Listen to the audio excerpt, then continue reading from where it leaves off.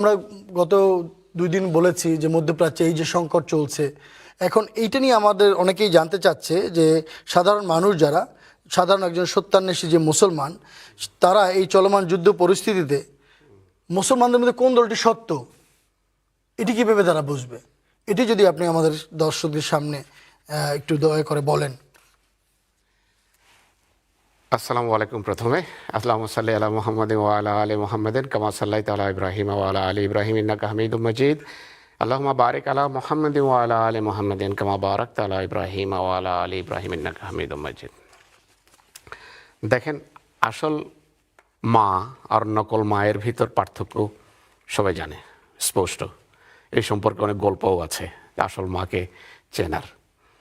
তো যিনি সত্যিকার অর্থে আল্লাহ তালার পক্ষ থেকে এসেছিলেন, যে জামাতকে সত্যিকার অর্থে আল্লাহ তালা মুসলমানদের দুঃখ কষ্ট দূর করার জন্য সৃষ্টি করেছেন, যে জামাত মুসলমানদেরকে পুনরায় হজরত মোহাম্মদ সাল্লাল্লাহু আলাইহি ইসলামের শিক্ষায় ফিরিয়ে আনার জন্য আল্লাহ তালা সৃষ্টি করেছেন, যেই জামাত আসল রোগ চিহ্নিত করে সেই রোগের চিকিৎসা প্রস্তাব করার জন্য আল্লাহ সৃষ্টি করেছেন, সেই জামাতের লক্ষণ সম্পূর্ণ ভিন্ন। সেই জামাত এবং সেই জামাতের যিনি নেতা, তার কথা, তার আচরণ এবং তার বেদনাই সম্পূর্ণ ভিন্ন।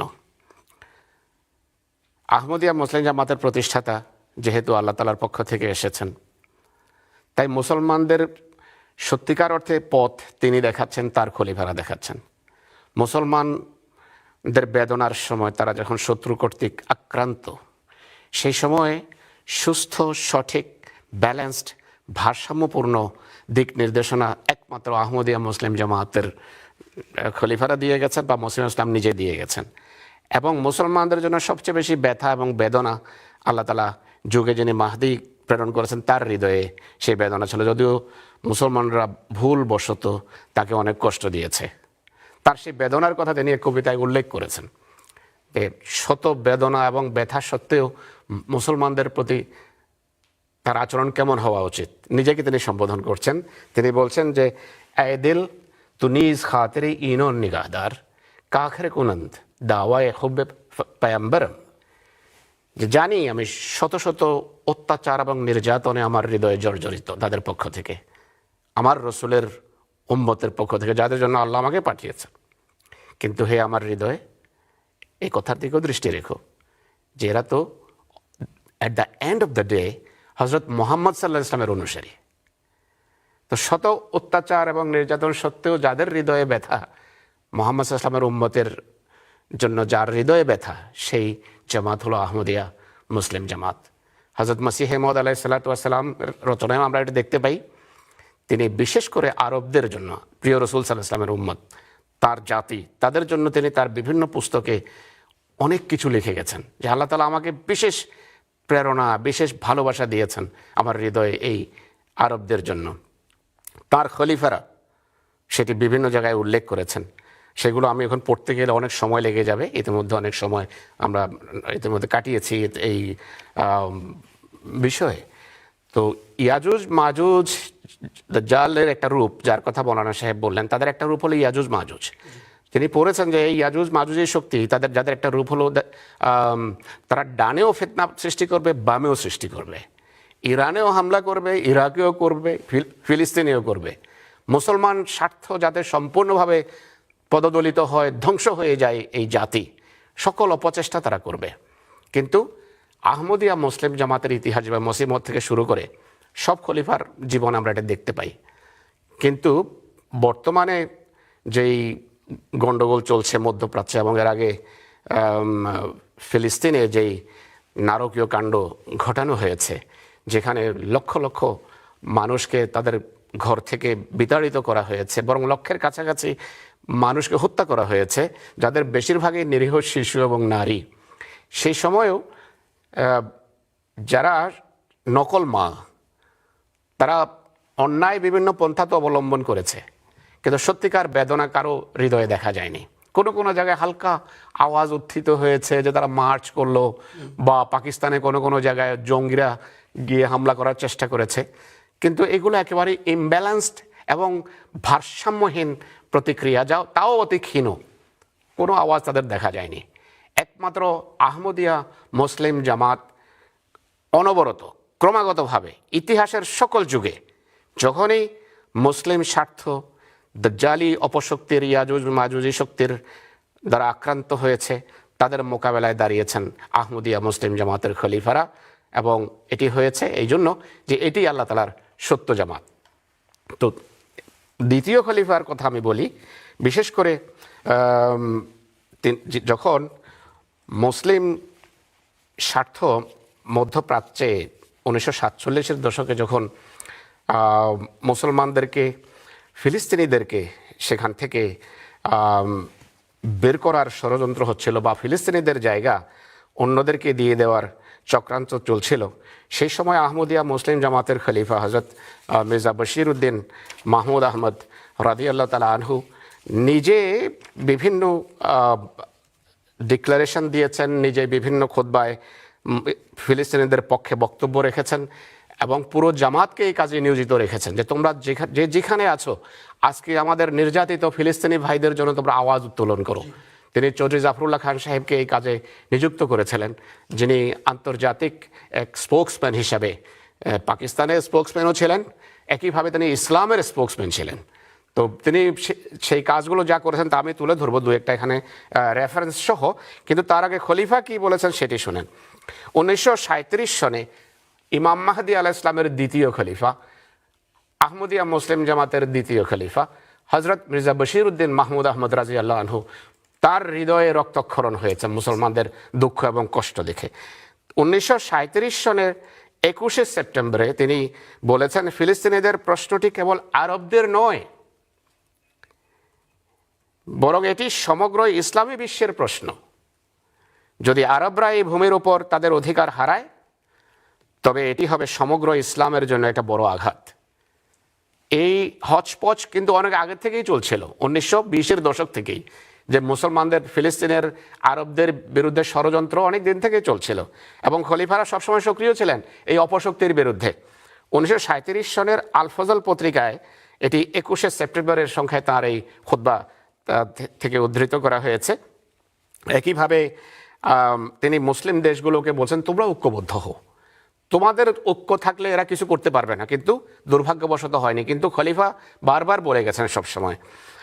খলিফা সানি এটা খুতবা 8ই জানুয়ারি 1946 সনে তিনি খুতবা দিয়েছেন। তিনি এটাও আল ফজল পত্রিকায় ছেপেছে। তিনি বলেছেন, যতক্ষণ পর্যন্ত আরব দেশগুলো পারস্পরিক বিরোধ ভুলে একটি ঐক্যবদ্ধ ব্লকে পরিণত না হবে ততক্ষণ পর্যন্ত তারা বিশ্ব রাজনীতিতে তাদের ন্যায্য পাওনা আদায় করতে পারবে না। আরেক জায়গায় তিনি বলেছেন যে তার আনোয়ারুল উলুম তার পুস্তকের সংকলন 19তম খণ্ডে এটা আছে, খিতাবে লাহোর নামে এটি ছাপা হয়েছে। তাতে তিনি বলছেন, আরবদের উচিত তাদের সম্পদকে নিজেদের শিল্প ও সামরিক শক্তি বৃদ্ধিতে ব্যয় করা। দেখেন, তখনই তার দূরদৃষ্টি এটা দেখছিল যে মুসলমানদেরকে ক্ষতিগ্রস্ত করা হবে, দাজ্জালি অপশক্তি যে আধুনিক সমরাস্ত্রে সজ্জিত হবে সেটি দেখিয়ে তাদেরকে নির্মূল করার চেষ্টা, সেটির মাধ্যমে তাদেরকে ধ্বংস করার চেষ্টা করবে তারা মুসলমানদেরকে। তিনি ওই সময় বলেছেন যে আরবদের উচিত তাদের সম্পদ নিজেদের শিল্প ও সামরিক শক্তি বৃদ্ধিতে ব্যয় করা। অন্যের সাহায্যের উপর নির্ভর করে কোনোদিন স্বাধীনতা টিকিয়ে রাখা যায় না। এই ধরনের আওয়াজ অন্য কোনো দিক থেকে কখনো উত্থিত হয়নি। বর্তমান খলিফা, তৃতীয় খলিফা অনেক কাজ করেছেন। বর্তমান খলিফা, চতুর্থ খলিফার কথা আমি গতকাল কিছু বলেছি। বর্তমান হুজুরও তার খুতবায় বলেন, 13ই অক্টোবরের 2023 যখন হামলা হচ্ছিল ফিলিস্তিনিদের, যখন উপর নগ্নভাবে মানে নির্যাতনের রোলারে তাদেরকে পিষ্ট করা হচ্ছিল, সেই সময় তিনি তার খুতবায় বলেছেন যে সাম্প্রতিক তিনি বলছেন, যদি বিশ্বের সমস্ত মুসলিম দেশ এক হয়ে কণ্ঠস্বর তুলত, আওয়াজ উত্তোলন করত, তবে ফিলিস্তিনের মজলুম মুসলমানদের উপর এই নিষ্ঠুরতা চালানো সম্ভব হতো না। কিন্তু দুর্ভাগ্যবশত মুসলমান একত্রিত হয়নি, কেননা তাদের ভিতরে ঐক্য নেই, তাদের নেতা নেই, তাদের আধ্যাত্মিকতার চোখ নেই। আল্লাহ যাকে পাঠিয়েছেন তারা তাকে মানেনি। তার কথা, একটা কথা শুনলেই বিশ্বের 54টা দেশ ঐক্যবদ্ধ হতে পারে এবং এই অপশক্তির মোকাবেলা করতে পারত, কিন্তু আল্লাহ তাআলা তাদের সেই আধ্যাত্মিক দৃষ্টি নেই। এনিওয়ে ইনি বলছেন, যদি বিশ্বের সমস্ত মুসলিম দেশ এক হয়ে কণ্ঠ উত্তোলিত করতো বা আওয়াজ উত্তোলন করত, তবে ফিলিস্তিনের মজলুম মুসলমানদের উপর এই নিষ্ঠুরতা চালানো সম্ভব হতো না। মুসলিম নেতাদের উচিত, তিনি নসিহত করছেন, মুসলিম নেতাদের উচিত নিজেদের চেয়ার বাঁচানোর চিন্তা ছেড়ে আল্লাহর উপর ভরসা করা এবং উম্মতের স্বার্থকে প্রাধান্য দেয়া। এই কথাগুলো তিনি বলেছেন 13ই অক্টোবর 2023 সনে। এটি তো ছিল খলিফাদের উক্তি। এখন চৌধুরী জাফরুল্লাহ খান সাহেবের কথা আমি বললাম শুরুতে, যে মুসলিম স্বার্থের জন্য মোল্লারা বিভিন্ন সময় বাজে কথা বলে যে আহমদিরা কারো দালাল হিসাবে কাজ করে, কিন্তু আহমদিরা সত্যিকার অর্থে হযরত মুহাম্মদ রাসূলুল্লাহর উম্মতের জন্য কাজ করে আসছে।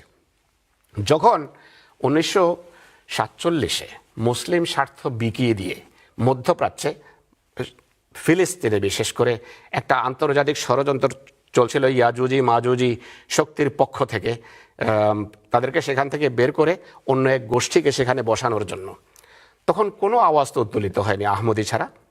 একমাত্র আহমদি কণ্ঠ সরব ছিল তখন। আহমদীয় জামায়াতের দ্বিতীয় খলিফা হযরত মির্জা বশির উদ্দিন মাহমুদ আহমদ হযরত চৌধুরী জাফরুল্লাহ খান সাহেবকে এই কাজে নিয়োজিত করেছিলেন। তিনি পাকিস্তানের যে ইউনাইটেড নেশনসে পাকিস্তানের যে প্রতিনিধি দল গিয়েছে সেই দলের চেয়ারম্যান ছিলেন 1947 সনে। সেখানে তিনি যখন আন্তর্জাতিক ষড়যন্ত্র হচ্ছিল ফিলিস্তিন থেকে মুসলমানদেরকে বের করার, তিনি সেখানে বক্তব্য রেখেছেন।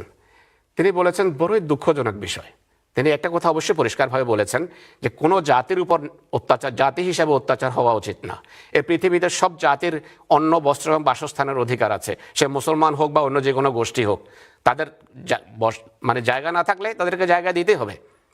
কিন্তু তিনি বলেছেন কিন্তু এটা বড় অন্যায় যে যাদের সকল সামর্থ্য আছে, যেমন আমেরিকার ফিলিস্তিন ইহুদিদের সেখানে বসতি দেওয়ার বিষয়ে ফিলিস্তিনিদের জায়গা ভাগ করে তাদেরকে দিয়ে দেওয়ার ষড়যন্ত্র চলছিল। চৌধুরী জাফরুল্লাহ খান সাহেব ইউনাইটেড নেশনসে এই আওয়াজ উঠিয়েছেন যে দেখো, যাদের ছোট্ট একটা মাথা গোজানোর জায়গা সেটি তোমরা আরেক জাতির সাথে ভাগাভাগি করছো, অথচ আমেরিকার বিশাল দেশ পড়ে আছে, পুরো অস্ট্রেলিয়া মহাদেশ পড়ে আছে, ক্যানাডা মহাদেশের চেয়েও বড়। তাদেরকে যখন বলা হলো যে এই জাতিটার কোনোখানে বসবাসের জায়গা নেই, ইহুদিদের তাদের উপর অত্যাচার হচ্ছে ইউরোপের সর্বত্র, তো তাদেরকে জায়গা দাও। আমেরিকা বলল না না, আমার দেশটা খুব ছোট, আমরা দিতে পারবো না। অস্ট্রেলিয়া মহাদেশ হওয়া সত্ত্বেও বললো যে জায়গা নাই। ক্যানাডা বললো যে আমরা এত গরিব, আমরা প্রত্যেক ওদেরকে সাহায্য করব। তো এইগুলা চৌধুরী জাফরুল্লাহ খান সাহেব তাদেরকে মানে ভাষার মাধ্যমে তিরস্কার করছিলেন যে তোমরা নিজেরা তো কোনো স্যাক্রিফাইস করলে না, কিন্তু এমন লোক যাদের নিজেদের পৈতৃক আবাস নিবাস নিজের ঘর, সেখান থেকে তাদেরকে তোমরা বের করে অন্যদেরকে সেখানে বসতি দিচ্ছ। তো এটা 1947 সনে তার বক্তব্য, কখন তিনি বক্তৃতা প্রদান করেছেন সে রেফারেন্সও আমি দিয়ে দিই তাকে, যেন মানুষ এটা যেন মনে না করে বানিয়ে কোনো কথা বলছি। এই বক্তৃতা তার 1947 সনের নভেম্বর মাসের বক্তৃতা। নোটটা কোথায় গেল? 1947 সনে তিনি নভেম্বরে এই বক্তৃতা প্রদান করেছেন। আর তার এই বক্তৃতা বিভিন্ন পত্রপত্রিকা লুফে নিয়েছে।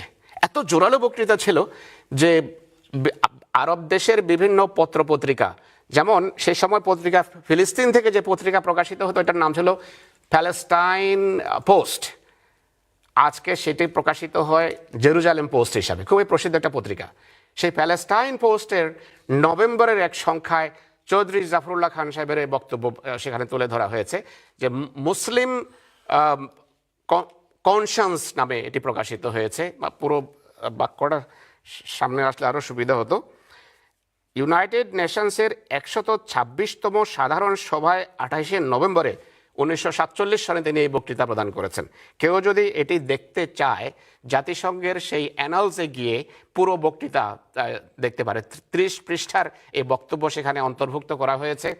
একমাত্র আহমদিয়া মুসলিম জামাতের সদস্য মুসলমানদের পক্ষে জোরালো বক্তব্য রেখেছে এবং বিভিন্ন আরব পত্রিকা এটি ফলাও করে প্রচার করে বলেছে যে চৌধুরী জাফরুল্লাহ খান সাহেব যেভাবে আরবদের অধিকারের কথা বলেছেন, কোনো আরবও এত জোরালোভাবে আরবদের অধিকারের পক্ষে বক্তব্য রাখতে পারতো না। পত্রিকা জোরালোভাবে সেটা ছেপেছে। এই ক্যালকাটা পোস্ট আর ক্যালকাটার পত্রিকা এটি ছেপেছে, দিল্লির পত্রিকা এটি ছেপেছে, এবং মিডল ইস্টের ইরাকের বিভিন্ন পত্রিকা এটি ছেপেছে যে, এবং বিভিন্ন আরব দেশ এত আনন্দিত হয়েছে যে টিউনিশিয়া এবং পাশাপাশি বিভিন্ন দেশ তারা চৌধুরী জাফরুল্লাহ খান সাহেবকে সাথে সাথে নিজেদের দেশে আমন্ত্রণ জানিয়েছে এবং তাকে নাগরিকত্ব দেওয়ার প্রস্তাব দিয়েছে যে আপনি আমাদের দেশের নাগরিকত্ব বরণ করুন। তো সত্য কথা হলো, আহমদিয়া মুসলিম জামাত ছাড়া এই ময়দানে মুসলমানদের অধিকারের জন্য অন্য কেউ অতীতেও ছিল না, আজও নেই। অনেক এমন নকল মা আছে যাদের আওয়াজ শোনা যায়, কিন্তু তাদের প্রতিক্রিয়া সম্পূর্ণভাবে ভারসাম্যহীন। যেমন রুশদি যদি আমার প্রিয় রসুলের উপর হামলা করে, এটার উত্তর কিন্তু রুশদিকে হত্যা করে না। রুশদির যে নোংরা কথা সেটি খণ্ডন করা হলো সত্যিকার প্রতিক্রিয়া এবং ব্যালেন্সড প্রতিক্রিয়া। আহমদিয়া মুসলিম জামাতের খলিফারা এটি শিখিয়েছেন। আজও খলিফারা এটাই বলছেন যে অস্ত্র হাতে নিয়ে কোনো লাভ নেই। তো তোমরা মুসলিম শক্তি যদি 54টা দেশ এক হয়ে যায়, তোমাদের বিরুদ্ধে কেউ কথা বলতে পারবে না। তোমরা যদি নিজেদের তেল সম্পদ নিয়ন্ত্রণ করো, সঠিক জায়গায় তেলের পয়সা খাটাও, তাহলে তোমাদের সামনে কেউ দাঁড়াতে পারবে না। কিন্তু এমন ভারসাম্যপূর্ণ কথা বলার কে আছে? আজকের ফিলিস্তিনে, আজকে একটু লম্বা হয়ে যাচ্ছে, কিন্তু আজকের ফিলিস্তিনের যে এই যুদ্ধের সময় মুসলমানদের অধিকারের জন্য সত্যিকার অর্থে সুশৃঙ্খল এবং অর্গানাইজডভাবে কেউ কাজ করেনি, আহমদিয়া মুসলিম জামাত ছাড়া। মুসলমানদের মধ্য থেকে একমাত্র আহমদিয়া মুসলিম জামাত তাদের শ্রদ্ধেয় খলিফার তত্ত্বাবধানে সেখানে যুদ্ধ কবলিত এবং বোমার আঘাতে জর্জরিত লোকদেরকে উদ্ধার করার জন্য আহমদিয়া মুসলিম জামাতের দাতব্য প্রতিষ্ঠান হিউম্যানিটি ফার্স্টের অধীনে সেখানে কাজ করেছে। এবং ডক্টর আজিজ হাফিজ সাহেবের তত্ত্বাবধানে, যিনি হিউম্যানিটি ফার্স্ট ইউকের প্রেসিডেন্ট, তার তত্ত্বাবধানে সেখানে কাজ হয়েছে এবং শত শত আহমদি গ্রামের পর গ্রাম সেখানে ঘুরেছেন এবং যেখানে প্রয়োজন ছিল খাবার পৌঁছিয়েছেন, পানি পৌঁছিয়েছেন, এবং বেশ কিছু আহমদি সেখানে শাহাদত বরণ করেছেন। এই অত্যাচারীদের এবং নির্যাতনকারীদের বোমার আঘাতে অনেক আহমদির প্রাণ গিয়েছে এবং হুজুর খুতবাতে তাদের নামও উল্লেখ করেছেন। আমি মানে সুশৃঙ্খলভাবে আমার সামনে নেই নামগুলো। একজনের নাম হলো শরীফ হাফিজ সাহেব আর একজনের নাম হলো বাশার সাহেব। হুজুর এগুলো উল্লেখ করেছেন 1 মার্চ 2024 খুতবায়। তো সেখানে আহমদিরা মুসলমান ভাইদেরকে সাহায্য করতে গিয়ে, দাতব্য কর্মকাণ্ড পরিচালনা করতে গিয়ে শাহাদত বরণ করেছেন। ময়দানে আর কেউ ছিল না। পানির ব্যবস্থা করা হয়েছে, ঔষধের ব্যবস্থা করা হয়েছে, বস্ত্রের ব্যবস্থা করা হয়েছে, এবং হুজুর বলেছেন যে কোনো কোনো আহমদের উপর এমনভাবে আঘাত এসেছে তাদের শরীরের টুকরো খুঁজে পাওয়া যায়নি, কিন্তু এটি সব করা হয়েছে মুসলমান ভাইদের অধিকারের জন্য। আজও আমরা আন্তর্জাতিক যে আদালত যেখানে আছে সেখান থেকে মুসলমান ভাইদের পক্ষে যে আওয়াজ উত্তোলিত হচ্ছে, সেই আওয়াজও একজন আহমদের। যারা বিবেক রাখে তারা খুঁজে এটা বের করতে পারবে কোন আহমদি সেখানে মুসলমান ভাইদের পক্ষে আওয়াজ উত্তোলন করছে এবং কসাইয়ের বিরুদ্ধে কে গ্রেফতারি পরোয়ানা জারি করেছে। এটি সবার জানা, পত্রপত্রিকায় এসেছে।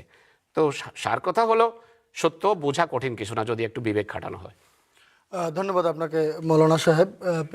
প্রিয় দর্শক, মৌলানা ফিরোজ আলম সাহেব ইঙ্গিত করলেন যে সেখানে অনেক কার্যক্রম পরিচালিত হচ্ছে। আমাদের এমটিএতে আপনারা যারা চোখ রাখেন, আপনারা নিয়মিত দেখেছেন সেখানে যে কার্যক্রম পরিচালিত হয়েছে তার অনেক ছবি বা ভিডিও দেখানো হয়েছে। আমরাও আপনাদেরকে এখন কয়েকটি ছবি দেখিয়ে দিচ্ছি যে সেই নিপীড়িত, নির্যাতিত গাজার মুসলমানদেরকে কিভাবে আহমদিয়া মুসলিম জামাত সহযোগিতা করেছে। এই ছবিগুলি আপনারা দেখে নেন। এছাড়া আরও একটা জিনিস পরিষ্কার, আজকাল সোশ্যাল মিডিয়া এবং পত্রপত্রিকায় চোখ রাখলে দেখা যায় সোভিয়েত ইউনিয়নের রাশিয়ার পররাষ্ট্রমন্ত্রী তিনি বলেছেন যে মুসলমান